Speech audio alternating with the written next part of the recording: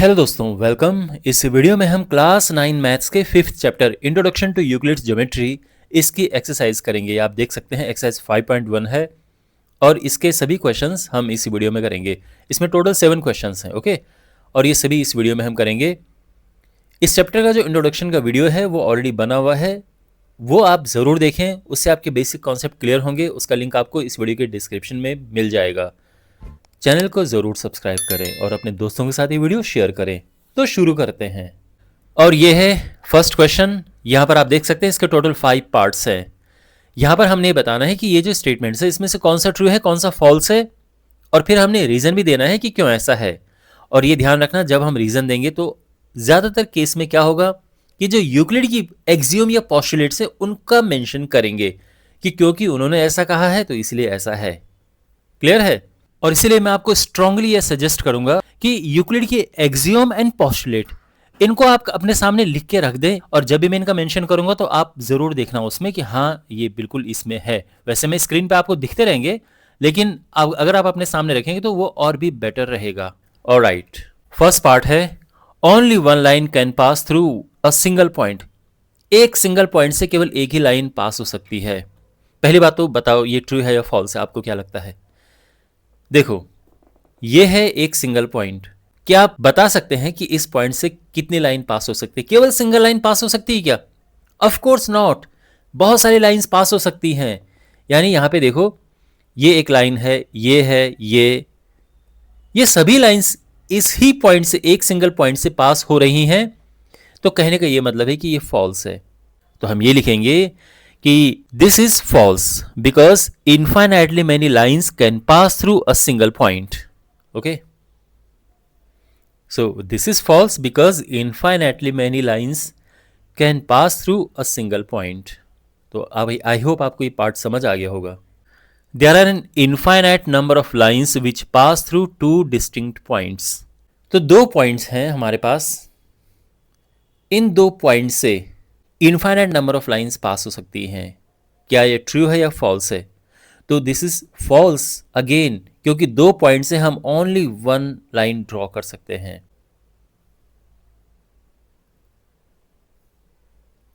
Okay, और ये क्यों है? क्योंकि ये सीधे यूक्लिड की एक्सियोम है। तो ये यूक्लिड की एक एक्सियोम है कि जो दो, अगर हमारे पास दो डिस्टिंक्ट पॉइंट्स हैं तो वहां से ओनली वन लाइन जा सकती है। तो ये एक्सियोम है, ठीक है। तो मैंने अपने आपको इसलिए ये यहाँ पर दिखाया ताकि आपको ये लगे कि हाँ आपकी बुक में है ये। तो हम ये कहेंगे कि दिस स्टेटमेंट इज फॉल्स। ये मैं आपको पहले बता चुका हूं कि ये स्टेटमेंट फॉल्स है। और यहाँ पे आप लिखेंगे रीजन में, जैसे मैंने आपको बताया था कि रीजन में अगर आप यूक्लिड की एक्सियोम या पोस्टुलेट मेंशन कर दें तो रीजन इनफ रीजन होता है। तो according to Euclid's axiom there is exactly one line that passes through two distinct points. तो दो डिस्टिंक्ट पॉइंट्स हैं, वहां से ओनली वन लाइन जा सकती है। Okay, exactly one line. तो आई होप ये आपको समझ आ गया होगा। थर्ड पार्ट हमारे पास है a terminated line can be produced indefinitely on both the sides. कोई लाइन है और ये लाइन रुक गई है, टर्मिनेटेड है मीन्स यहां से शुरू और यहां से इसका अंत है, एंड है। तो इसको हम दोनों तरफ से आगे बढ़ा सकते हैं। तो बिल्कुल ये ट्रू है। तो जैसे ये है तो यहां पे हम इसको ये इधर आगे बढ़ा सकते हैं, इसको इधर आगे बढ़ा सकते हैं, ठीक है। तो यही कहा गया, यही है इसका मतलब। तो जैसे मैंने कहा कि जब हम रीजन देंगे तो उसमें यूक्लिड का एक पोस्टुलेट या एक्सियोम मेंशन करेंगे। तो ये एक पोस्टुलेट है, पोस्टुलेट 2। तो यूक्लिड की सेकंड पोस्टुलेट क्या कहती है? A terminated line can be produced indefinitely. तो इस तरह से हम लिखेंगे कि दिस स्टेटमेंट इज ट्रू, और यहां पर रीजन है Euclid's second postulate states that a terminated line can be produced indefinitely. Okay, तो यहां पर ये अगेन अब आप समझ गए होंगे कि यूक्लिड की एक्सियोम और पोस्टुलेट आपने बिल्कुल रट लेने हैं अच्छे से। ओके, उनका ही यूज है इस चैप्टर के क्वेश्चंस में। फोर्थ पार्ट है if two circles are equal their radii are equal. अगर दो सर्कल इक्वल हैं, तो जैसे ये हैं दो सर्कल, ये हैं इक्वल, तो इनके रेडियाई भी इक्वल होंगे। तो इनका रेडियाई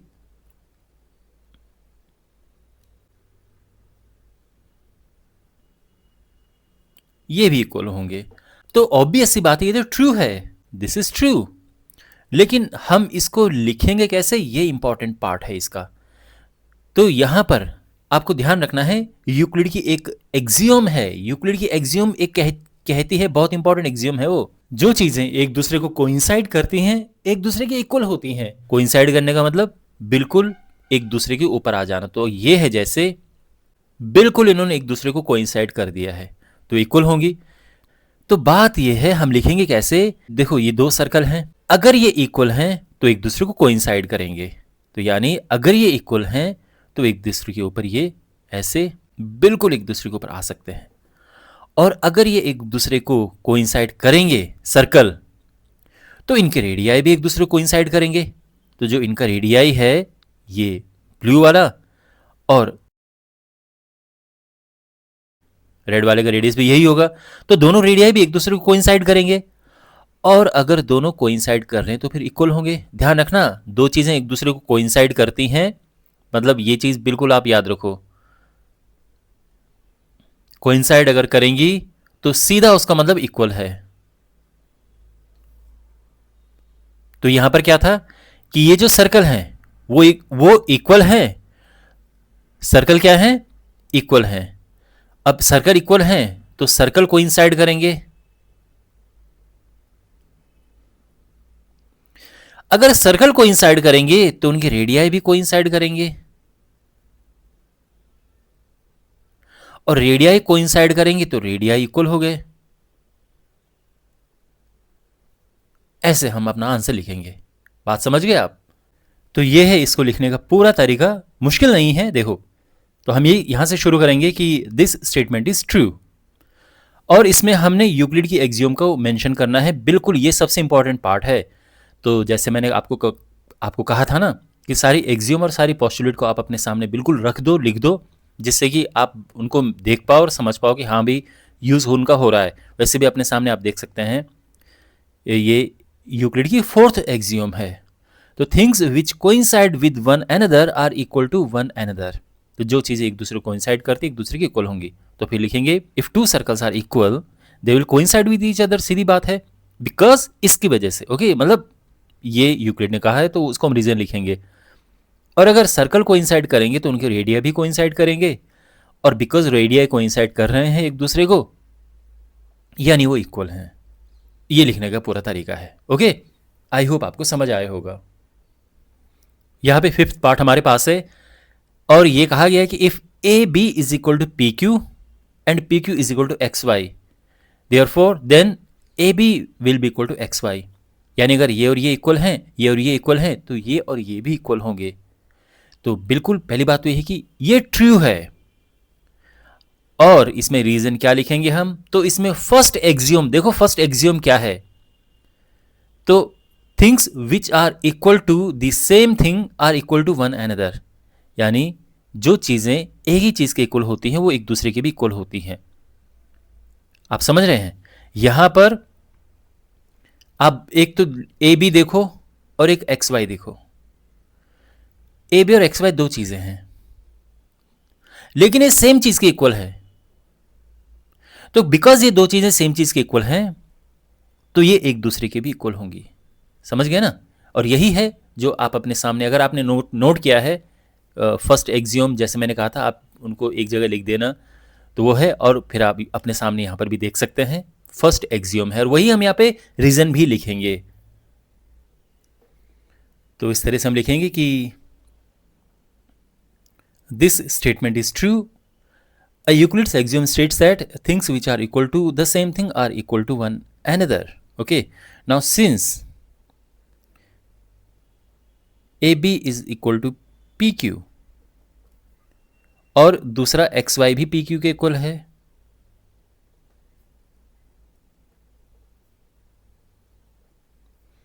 ना भाई, XY और PQ इक्वल है ना, तो ये so therefore A B is equal to X Y. ये परफेक्ट हो गया है। ठीक है, तो things which are equal to the same thing, तो यहाँ पे ये दो चीज़ें हैं, ये सेम चीज़ के इक्वल हैं, तो ये आपस में भी इक्वल हो गई। और ये इसको लिखने का प्रॉपर तरीका है। आई होप आपको समझ आ गया होगा ये क्वेश्चन कंप्लीटली। क्वेश्चन नंबर 2 है, और हमने यहाँ पे ये जो 5 टर्म्स हैं इनकी डेफिनेशन बतानी है। Give a definition for each of the following terms, are there other terms that need to be defined first. यानी जब हम इनकी डेफिनेशन देंगे तो उनमें कुछ ऐसे टर्म्स आएंगे जिनकी डेफिनेशन हमें जिनको पहले से ही डिफाइन होना ज़रूरी है, आवश्यक है, और अगर वो हैं तो फिर उनको भी डिफाइन करो। कैसे डिफाइन करोगे? देखो ये क्या है मैं आपको समझाता हूँ, और मैं इसको प्रॉपर तरीके से लिखूंगा ताकि अगर आप अपना होमवर्क भी कर रहे हैं तो आप उसको प्रॉपरली नोट कर पाएँ। तो यहाँ पे इनकी प्रॉपर मैंने आंसर लिखे हुए हैं। अब देखो, पहला टर्म है पैरेलल लाइंस। पैरेलल लाइंस की पहले यहाँ पे हम डेफिनेशन देंगे, उसके बाद इसके बीच में कुछ ऐसे टर्म्स आएंगे, वो कौन कौन से टर्म्स होंगे वो हम लिखेंगे, और फिर उन टर्म्स को भी हमने डिफाइन करना है। ये है इस क्वेश्चन का मतलब। ओके, तो सबसे पहले है पैरेलल लाइंस। इसकी क्या डेफिनेशन है? देखो, पैरेलल लाइंस में क्या होता है कि two lines are parallel if they lie in the same plane and do not intersect each other. यानी सेम प्लेन में उनको होना चाहिए और एक दूसरे को नहीं काटने चाहिए। तो इस तरह से जैसे एक लाइन ये है और एक लाइन ये है, ये सेम प्लेन में है और ये एक दूसरे को नहीं कट करेंगे, तो ये पैरेलल लाइंस होंगी। अब ध्यान रखना, बहुत सारे स्टूडेंट्स लिखते हैं कि two lines are parallel if they do not intersect each other, केवल इतना लिखते हैं, इन द सेम प्लेन नहीं लिखते हैं, तो डेफिनेशन कंप्लीट नहीं है। उसका रीजन समझिए आप। ये दो लाइन आप मान लीजिए कि दो लाइन से, अब अगर मैं इनको ऐसे रखता हूं, ऐसे आपको दिख रहा है, समझ आ रहा है? अगर मैं ऐसे रखता हूं तो क्या लगता है आपको, ये कभी एक दूसरे को इंटरसेक्ट करेंगी? कभी नहीं करेंगी, कभी नहीं। बट क्या पैरेलल है? नो, ये पैरेलल नहीं है। ओके, एक इधर जा रही है, एक इधर जा रही है, तो ये पैरेलल नहीं है। तो इसीलिए ये कहना, केवल ये कहना कि दे do not intersect each other, complete नहीं है। अब ये कंप्लीट है, यानी अब क्या है कि लाइन सेम प्लेन में है और एक दूसरे को इंटरसेक्ट नहीं कर रही हैं, तो हम कहेंगे कि हाँ ये लाइंस पैरेलल हैं। ओके, तो ये लाइंस सेम प्लेन में है, आप देख सकते हैं, और एक दूसरे को कभी इंटरसेक्ट नहीं करेंगी। So these are parallel lines, that's why we have this definition. तो आई होप आपको समझ आ गया होगा कि पैरेलल लाइंस की क्या डेफिनेशन होती है। अब इस क्वेश्चन में क्या है कि are there other terms that need to be defined first, यानी इस डेफिनेशन में कुछ ऐसे टर्म्स हैं जिनको पहले से ही डिफाइन होना जरूरी है। तो इसका यह मतलब हुआ कि मान लीजिए किसी पर्सन को ये पता ही नहीं कि लाइन क्या होती है, ये पता ही नहीं है कि प्लेन क्या होता है, तो इस डेफिनेशन को कैसे समझ पाएगा, है ना? इसलिए लाइन और प्लेन, इसकी डेफिनेशन पहले से ही पता होनी आवश्यक है, जरूरी है। तो यही लिखा गया है, ठीक है, इसका यही मतलब है। तो कौन कौन से टर्म्स ऐसे हैं? एक लाइन है और प्लेन है, और उसके डेफिनेशन ये है। यहाँ पे लाइन की डेफिनेशन क्या है? देखो, मैंने स्ट्रिक्टली आपके बुक के हिसाब से मेंशन किया है, वैसे लाइन की आप और डेफिनेशन भी देख सकते हैं इधर उधर, क्योंकि अगर किसी बुक में डेफिनेशन देखेंगे या आप सर्च करेंगे तो आपको ये मिल सकता है कि a one dimension figure that x tends infinitely on both the sides. One dimensional figure जो एक ही डायरेक्शन में होता है, ये वन डायमेंशनल फिगर है, और ये इनडेफिनेटली बढ़ता है दोनों साइड, तो ये है लाइन। लेकिन यहां पर इसकी डेफिनेशन मैंने आपकी बुक के हिसाब से लिखी है, जो यूक्लिड की डेफिनेशन है। ओके, यूक्लिड की बुक एलिमेंट्स में जो डेफिनेशन है मैंने वही यहां पे लिखे है, जो आपकी बुक में भी है। मेरा कहने का ये मतलब है कि लाइन है, अ line is a breadthless length. एक लाइन है जो कि ब्रेथ, यानी इसमें ब्रेथ नहीं है, उसमें केवल लेंथ है पर ब्रेथ नहीं है। ओके, लंबाई है, चौड़ाई नहीं है। तो यह है इसकी डेफिनेशन, लाइन की definition. A line is breathless length. दूसरा, a plane surface is that which has length and breadth only. एक प्लेन सरफेस, देखो प्लेन सरफेस क्या होता है, उसमें लेंथ होती है, ब्रेथ होती है, बट उसमें हाइट नहीं होगी। तो ये प्लेन सरफेस है, ये भी प्लेन सरफेस है, तो लेंथ एंड ब्रेथ होती है प्लेन सरफेस में। ओके, तो a plane surface is that which has length and breadth only. Clear है? सेकेंड टर्म है परपेंडिकुलर लाइंस। देखो, परपेंडिकुलर लाइंस क्या होती हैं? जब दो लाइंस एक दूसरे को राइट एंगल पे इंटरसेक्ट करती हैं तो हम उन्हें परपेंडिकुलर लाइंस कहते हैं। तो ये राइट एंगल होना चाहिए, तो ये लाइंस परपेंडिकुलर लाइंस हैं। क्लियर है? ओके, तो यहां पे डेफिनेशन वही है कि two lines are perpendicular if they intersect each other at a right angle. तो ये राइट एंगल है। ओके, अब अगेन कौन सी ऐसी टर्म्स है जिनका पहले से हमें पता होना जरूरी है? तो ये वही बात है। और क्यों ऐसा ये सब कह रहे हैं? क्योंकि अगर यहाँ पर आपको ये नहीं पता है कि लाइन क्या है, ये नहीं पता है कि राइट एंगल क्या है, तो आप ये डेफिनेशन समझ ही नहीं पाएंगे। इसलिए कहा गया है कि कौन से ऐसे टर्म्स हैं जिनका पहले से पता होना, पहले से उनकी डेफिनेशन ज़रूरी है, डिफाइन होना, उनकी डेफिनेशन जानना ज़रूरी है। ओके, तो ये है, एक लाइन है और राइट एंगल। अब इनकी डेफिनेशन हम यहाँ पे लिखेंगे। लाइन की डेफिनेशन क्या है? वही सेम जो हमने लिखा था, अ line is a breadthless length. Okay, right angle की डेफिनेशन क्या है? देखो, राइट एंगल की डेफिनेशन आपको हो सकता है ऐसा मिल जाए कि दो रेज हैं, ये एक पॉइंट पे मीट होती हैं 90 डिग्री का एंगल बनाते हुए, तो उनको राइट एंगल कहते हैं। ये आपने हो सकता है पढ़ा हो, लेकिन जैसे मैंने कहा कि यूक्लिड के टाइम पे 90 डिग्री टर्म नहीं था, 90 डिग्री नहीं था, राइट एंगल था, 90 डिग्री ये सब नहीं था। तो फिर क्या हम करेंगे कि ऐसी डेफिनेशन हम लिखेंगे जो यूक्लिड ने अपनी बुक में दी है। तो वो है कि a right angle is formed when a straight line standing on another straight line makes two adjacent angles that are equal to one another. और ये बिल्कुल मुश्किल नहीं है। क्या कहा गया है कि राइट एंगल बनता है जब एक स्ट्रेट लाइन है और इस पे कोई दूसरी स्ट्रेट लाइन ऐसी आती है, ऐसी खड़ी होती है जो इक्वल एडजेसेंट एंगल्स बनाती है। तो अगर ये एंगल्स इक्वल हैं तो हम ये कहेंगे कि ये राइट एंगल है। समझ गए? तो ये है राइट एंगल की डेफिनेशन। तो अगर आप इस डेफिनेशन को समझ सकते हैं, लिख सकते हैं एग्जाम में, बेस्ट है।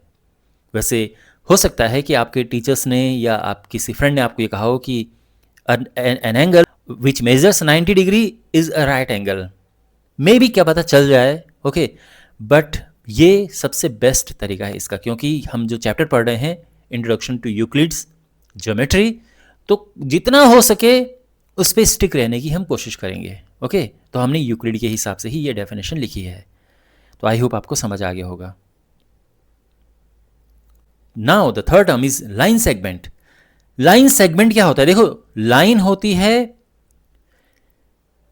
एक ब्रेथलेस लेंथ जो दोनों तरफ से ऐसे इन्फाइनाइटली जाती है, कोई एंड पॉइंट नहीं होता है, यह है लाइन।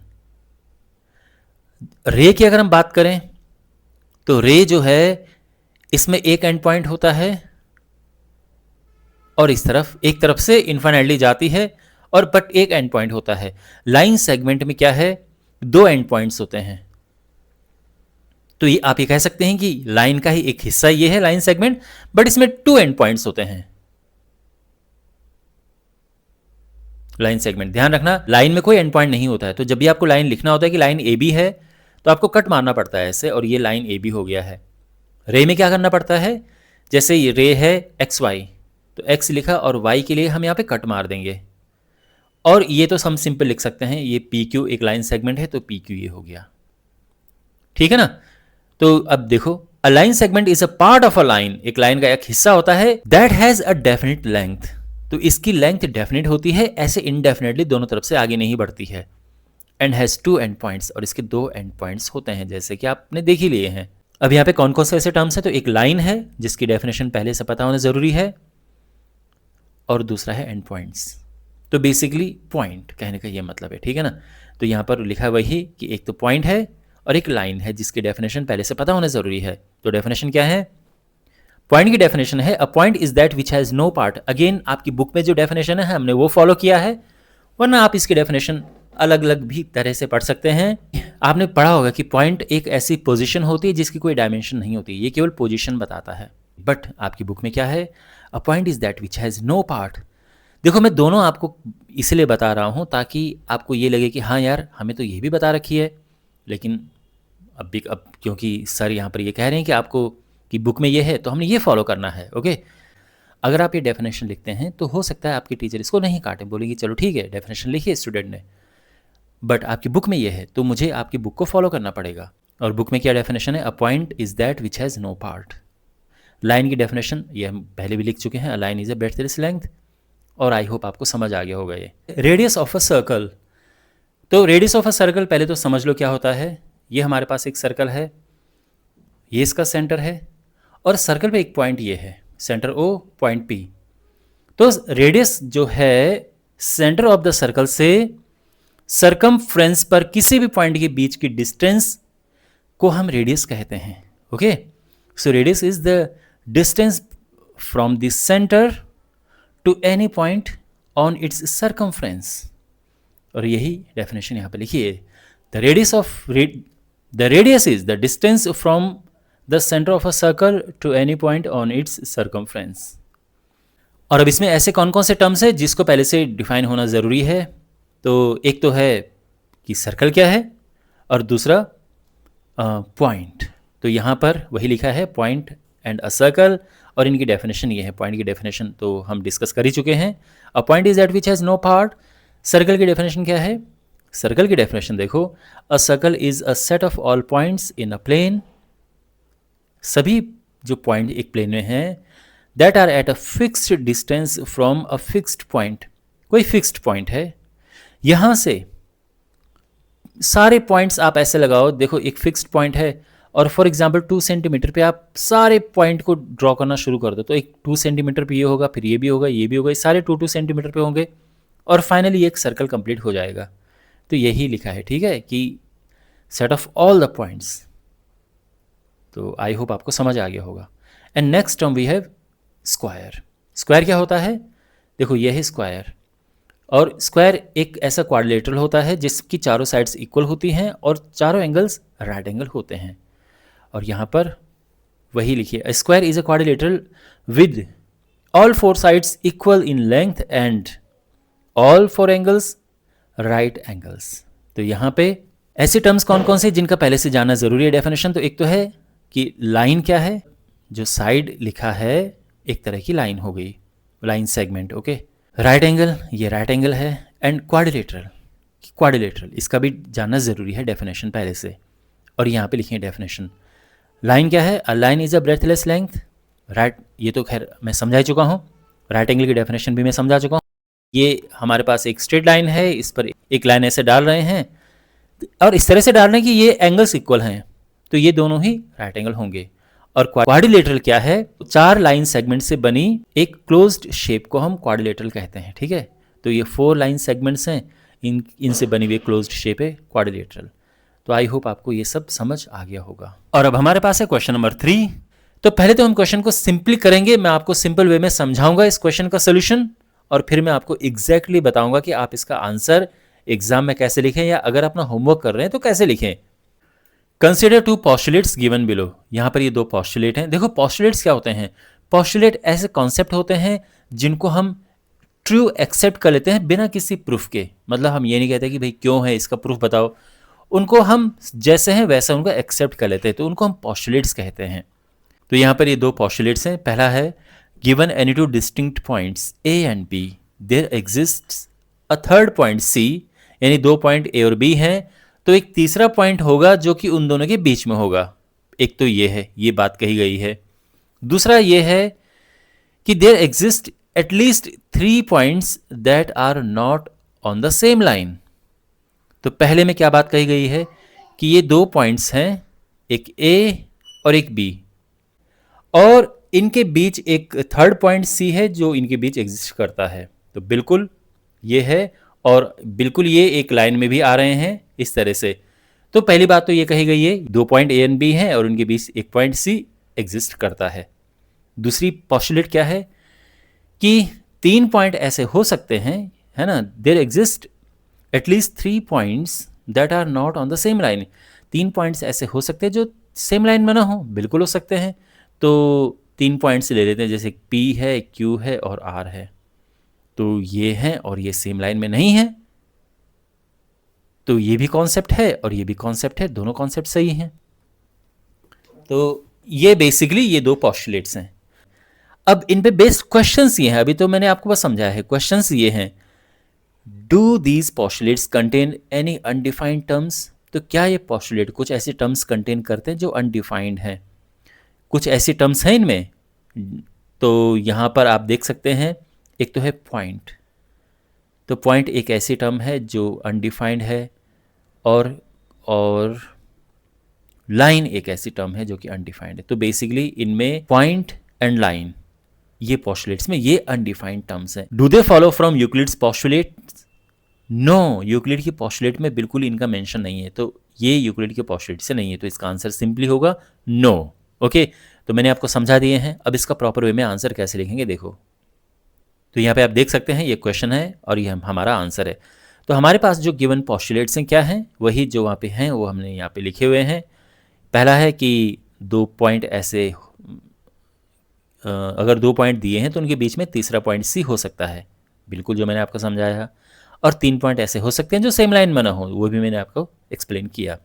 अब जो पहला है इसमें 3 क्वेश्चन है ना टोटल, ये वाला, फिर ये वाला और ये वाला, तो इनको अलग अलग करके मैंने यहाँ पे लिखा है। तो पहला है do these postulates contain any undefined terms? Yes, both postulates contain undefined terms, they are point and line.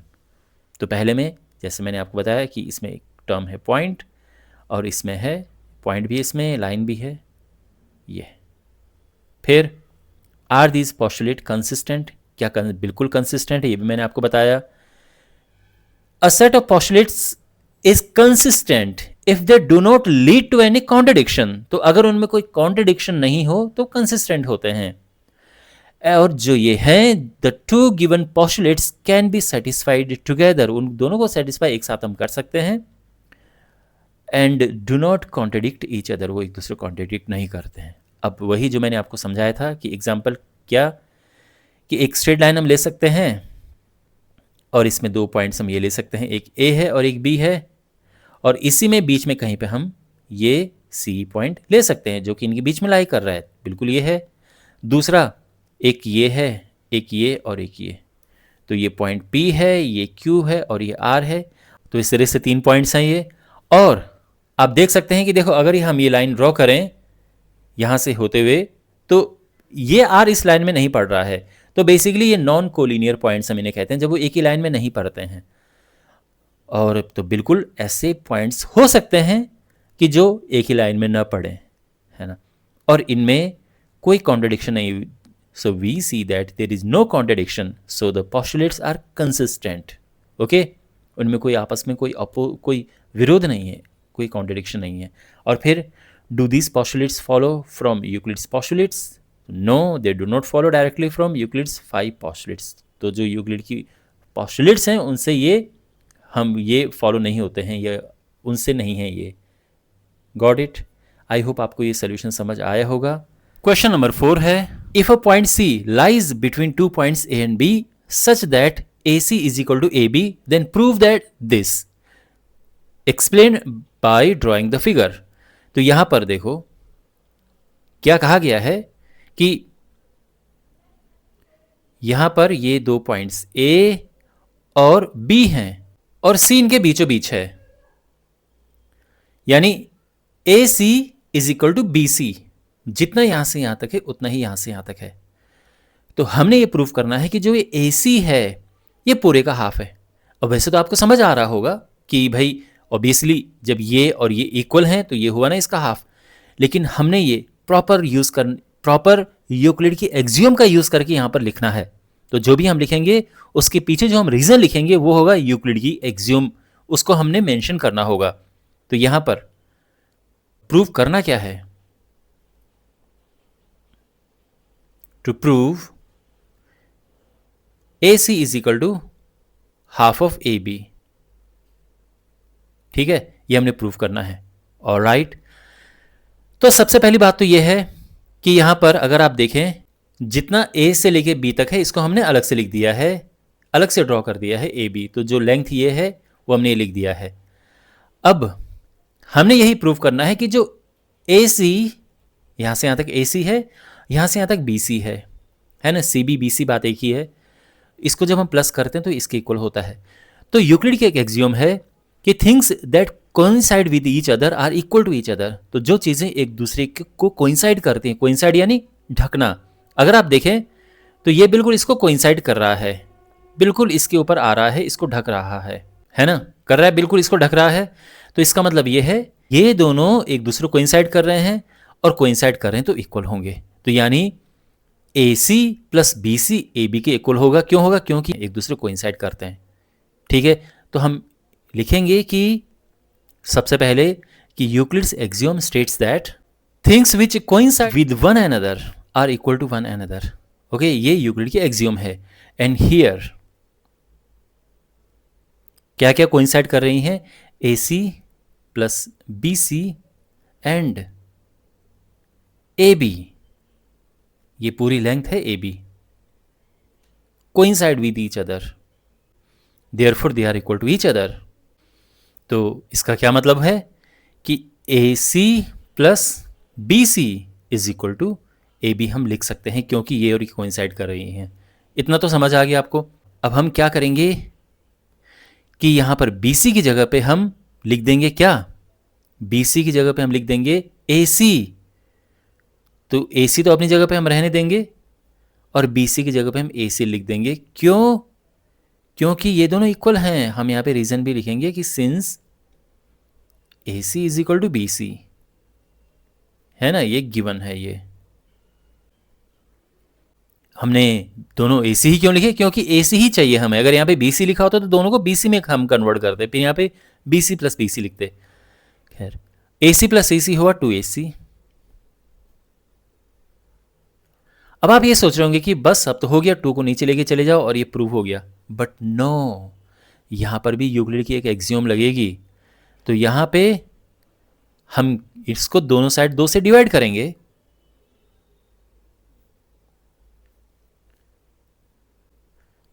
To से हमने डिवाइड किया, लेकिन हम यूक्लिड की एक एक्सियोम मेंशन करेंगे।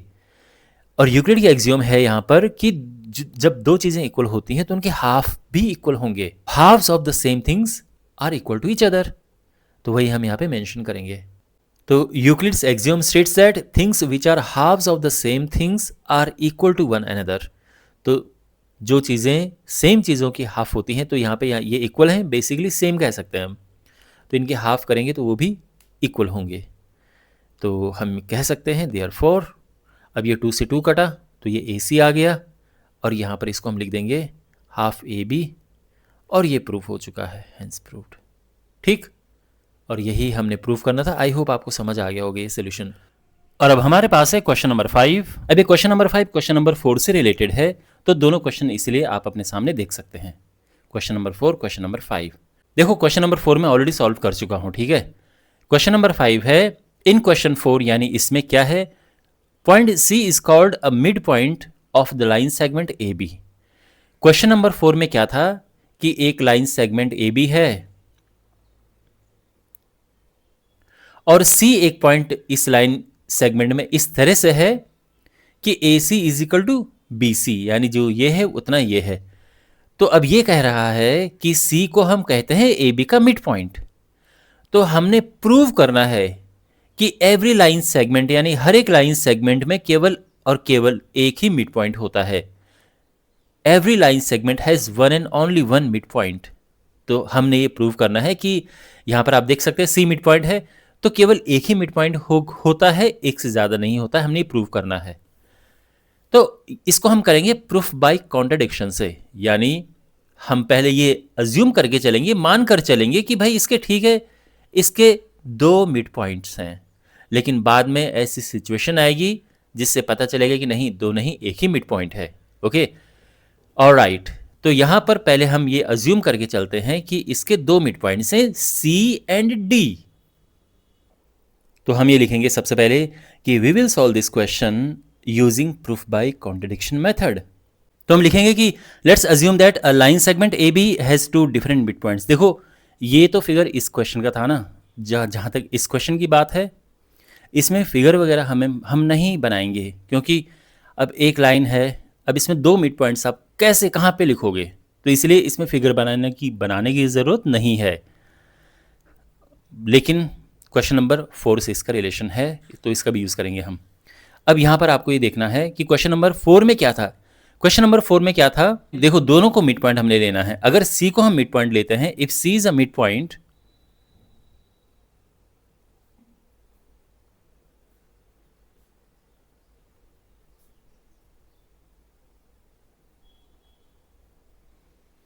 देन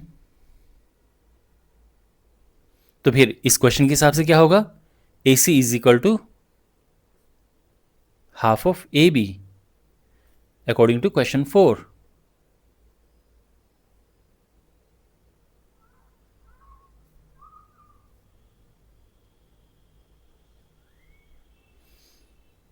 ठीक है, क्वेश्चन 4 के हिसाब से ये है। और अगर डी मिड पॉइंट है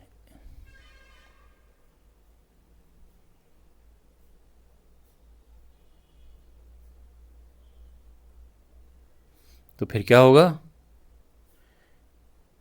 ए D is equal to half. भाई अगर डी इसका मिड पॉइंट है, ए और बी का मिड पॉइंट डी है, तो फिर ए डी होगा हाफ ऑफ ए बी। समझ गए आप? तो देयरफॉर अब देखो यहां पर अब यूक्लिड की एक एक्सियम यूज करेंगे कि things that are equal to the same thing are equal, यानी जो चीजें सेम चीजों के इक्वल होती हैं तो वो आपस में भी इक्वल होती हैं। तो यहां पर ए सी और ए डी ये सेम चीजों की इक्वल हैं, बिल्कुल इक्वल चीजों की इक्वल हैं, तो फिर ये आपस में भी इक्वल होंगी। तो हम ये कहेंगे कि therefore A C is equal to A D, लेकिन हम यहाँ पे मेंशन करेंगे जिस यूक्लिड के एक्सियम का हमने यूज किया है। तो हम लिखेंगे कि Euclid's axiom states that things which are equal to the same thing are equal to one another. तो ये हम यूक्लिड के एक्सियम लिखेंगे। एग्जैक्टली आपने जो बुक में यूक्लिड के एक्सियम्स हैं उनको आपने पढ़ना है, याद करना है, रट लेना है, आप ये समझ लो। तो ये हो गया।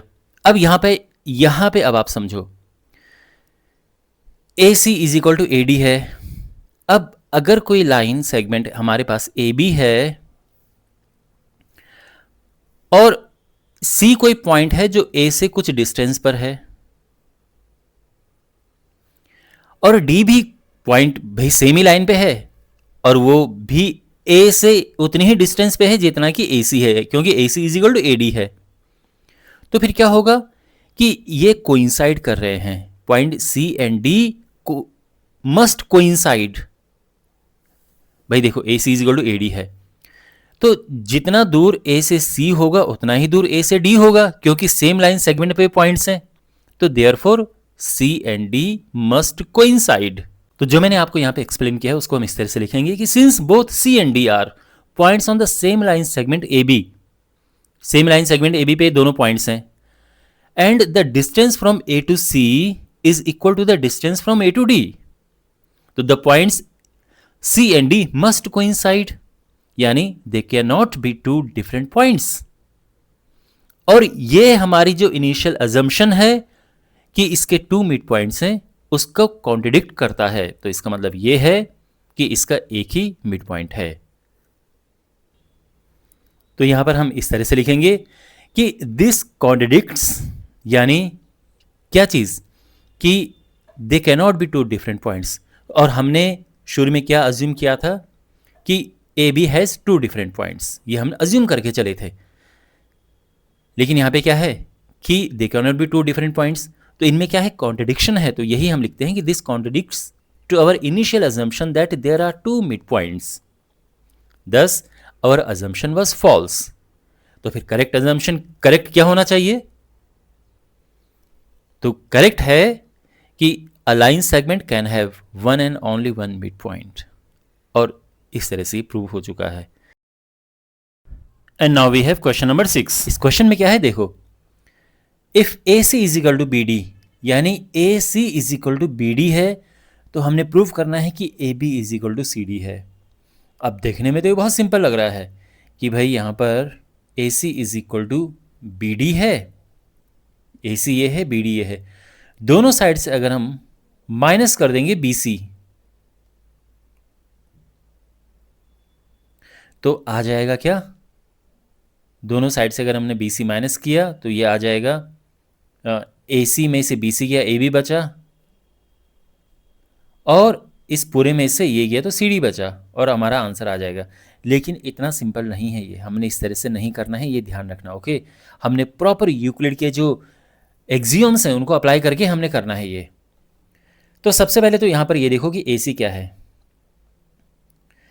ए सी है A B plus B C, A C है A B plus B C, दिख रहा है ना, मतलब समझ आ रहा है।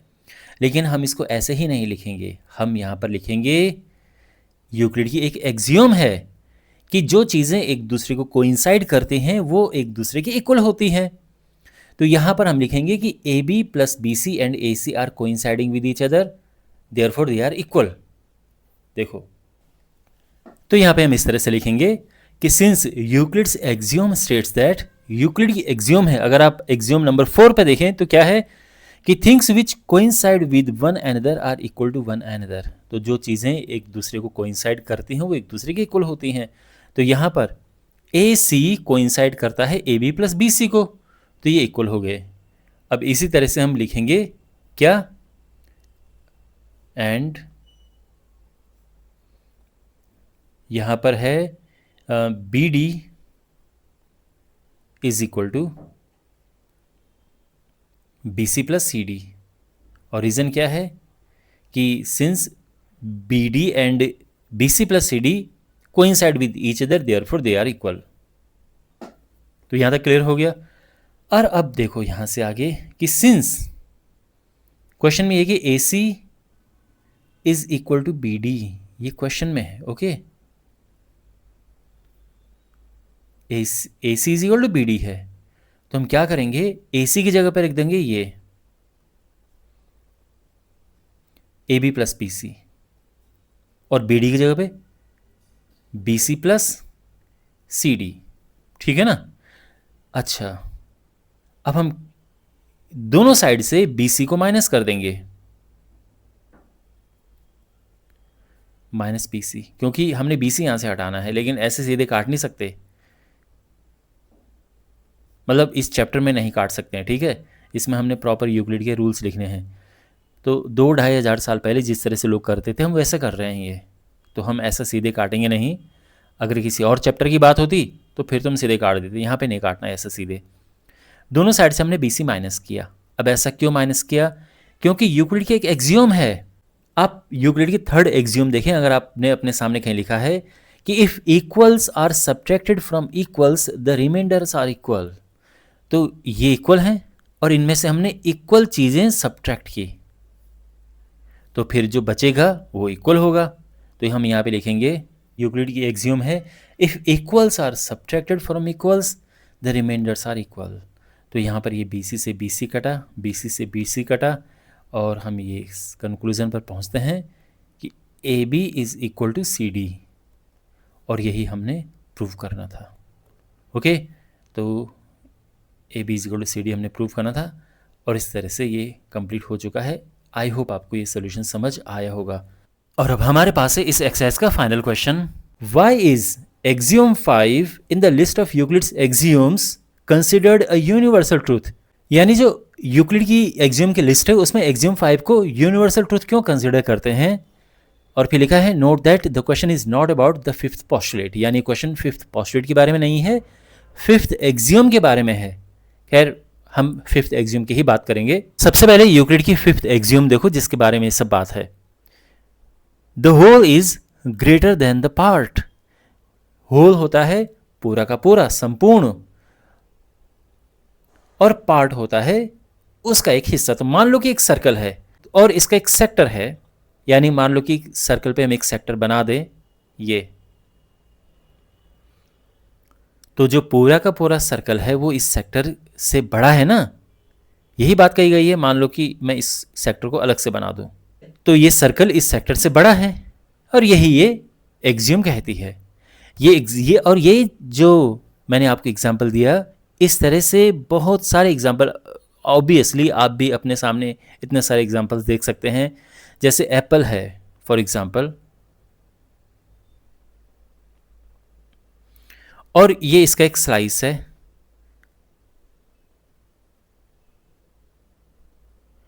तो एप्पल स्लाइस से तो बड़ा ही होता है ना, यानी जो पूरा एप्पल है वो अपने एक स्लाइस से तो बड़ा होगा। तो यही बात यहां पर कही गई है। Okay, the whole is greater than the part. अब क्वेश्चन ये है कि इसको यूनिवर्सल ट्रूथ क्यों कहते हैं। देखो, इसे यूनिवर्सल ट्रूथ कहते हैं बिकॉज ये इट इज ट्रू एवरीवेयर, यानी ये ज्योमेट्री के हिसाब से देखें तो ट्रू है, इसको आप एवरीडे लाइफ के हिसाब से देखें तो भी ये ट्रू है। अगर किसी और चीज़ में भी आप देखें, लेंथ वाइज देखें, तो मान लो कि ये पूरी एक लेंथ है 10 किलोमीटर की, और इसमें एक छोटी सी कोई लेंथ है 10 मीटर की, ये 10 मीटर की लेंथ है, और ये पूरी की पूरी 10 किलोमीटर की लेंथ है। तो जो पूरा है वो इस पार्ट से तो बड़ा ही है ना। तो यहाँ पर ये इसमें भी ट्रू है। तो इसका मतलब ये है कि अगर हम इसको किसी भी मेजरिंग में देखें, चाहे हम वेट के हिसाब से देखें, चाहे हम लेंथ के हिसाब से देखें, तो जो पूर्ण होगा, पूरा होगा, होल होगा, वो अपने एक हिस्से से यानी एक पार्ट से बड़ा होगा। जैसे 1 किलो चीनी है और आपने 1 चम्मच चीनी यहाँ से ले ली है, तो जो पूरी 1 किलो चीनी है वो 1 चम्मच चीनी से तो बड़ी है ना। 1 चम्मच चीनी उसका पार्ट हो गया। यही सब है। अब आप पॉस्टुलेट, पहली बात तो ये कि आप समझ गए ना अच्छे से। और ये यूनिवर्सल ट्रूथ क्यों है? Because it is applicable everywhere. It is, ये हर मेजरिंग में एप्लीकेबल है, क्योंकि आप चाहे वेट वाइज देखें, लेंथ वाइज देखें, तो ये एप्लीकेबल है। आप किसी भी साइज़ के हिसाब से देखें, चाहे आप सर्कल में देखें या किसी भी एक साइज, चाहे एक चेस बोर्ड ले लो, एक पूरा चेस बोर्ड है और एक इसका एक स्क्वायर है, तो पूरा का पूरा चेस बोर्ड अपने स्क्वायर से बड़ा है, तो यहाँ पे शेप मैंने स्क्वायर ले ली है। तो किसी भी मेजरिंग में, यानी हम चाहे लेंथ की बात करें, वेट की बात करें, या फिर किसी भी शेप एंड साइज को देखें, ये एवरीवेयर इट इज़ ट्रू। ये ज्योमेट्री में ट्रू है, ये एवरीडे लाइफ में ट्रू है। That's why it is called universal truth. ये जो पॉस्टुलेट है, इट इज़ यूनिवर्सल ट्रूथ। बात समझ गए आप? ओके, अब इसको लिखते कैसे हैं? तो प्रॉपर वे इसको लिखने का ये है। तो यहाँ पे आप देख सकते हैं ये प्रॉपर वे में लिखा है। यूक्लिड्स एक्सियम 5 स्टेट्स तो क्या कहती है? तो ये the whole is greater than the part, है ना। ये तो मैं आपको बता चुका हूँ, ये पॉस्टुलेट है। और इसको यूनिवर्सल ट्रूथ क्यों कहते हैं? बिकॉज पहली बात तो ये कि अप्लाइज टू ऑल ऑब्जेक्ट्स, हर किसी ऑब्जेक्ट में अप्लाई होती है। कोई भी मेजरिंग हम ले, चाहे हम लेंथ के हिसाब से देखें, वेट के हिसाब से देखें, जो एंटायर चीज़ है, entire thing is always greater than any part of it. तो पूरी चीज़ इस अपने एक हिस्से से बड़ी होती है। फिर है इंडिपेंडेंट ऑफ ज्योमेट्री, यानी ये ज्योमेट्री पे इंडिपेंडेंट है। चाहे आप कोई भी शेप ले लो, ओके, चाहे आप एक स्क्वायर ले लो या आप सर्कल ले लो, तो ये एप्लीकेबल है, ट्रू है उनकी उसके लिए। और एवरीडे लाइफ में भी ये काम करती है। तो जैसे पूरा केक है, अपने एक स्लाइस से तो बड़ा ही होता है। और नो प्रूफ नीडेड, इसको प्रूफ करने के लिए किसी प्रूफ की ज़रूरत नहीं है। कहने का मतलब है कि ये जो एक्सियम है, ये सेल्फ एविडेंट है, एक्सेप्ट की जाती है विदाउट एनी प्रूफ। वैसे भी जो एक्सियम्स हैं, पॉस्टुलेट हैं आपके पास यूक्लिड की, उनका कोई प्रूफ नहीं है, उनको बस एज इट इज़ एक्सेप्ट किया गया है कि ये है। ओके, ये ऐसे लिखे हैं और इनको ऐसे आप एक्सेप्ट कीजिए, इस तरह से हैं वो जो एक्सियम एंड पॉस्टुलेट्स हैं। तो वही यहाँ पर लिखा है कि no proof needed, its truth is self evident, यानी इसकी जो सच्चाई है, इस पॉस्टुलेट की सच्चाई सेल्फ एविडेंट है, मतलब ऑब्वियस है, एंड एक्सेप्टेड विदाउट प्रूफ, और बिना प्रूफ के एक्सेप्ट की जाती है। Therefore, since it is true for all quantities and not just in geometry, हर जगह ये ट्रू है, Euclid's axiom 5 is regarded as a universal truth. Okay, तो आई होप आपको ये सोल्यूशन समझ आया होगा। और ये लास्ट क्वेश्चन था इस एक्सरसाइज का, इसी के साथ एक्सरसाइज कंप्लीट होती है। मुझे उम्मीद है कि आपको सभी क्वेश्चन अच्छे से समझ आए होंगे इसके। कोई डाउट हो कमेंट बॉक्स में पूछना। और इस चैप्टर के बाकी वीडियोज़ देखने के लिए, जिसमें आपको बाकी क्वेश्चंस के वीडियोज़, एक्स्ट्रा क्वेश्चंस और इंट्रोडक्शन का वीडियो, सबके लिए आप अपने सामने प्लेलिस्ट देख सकते हो। उस पर क्लिक करें, चैनल को सब्सक्राइब करें। मिलते हैं अगली वीडियो में। Take care.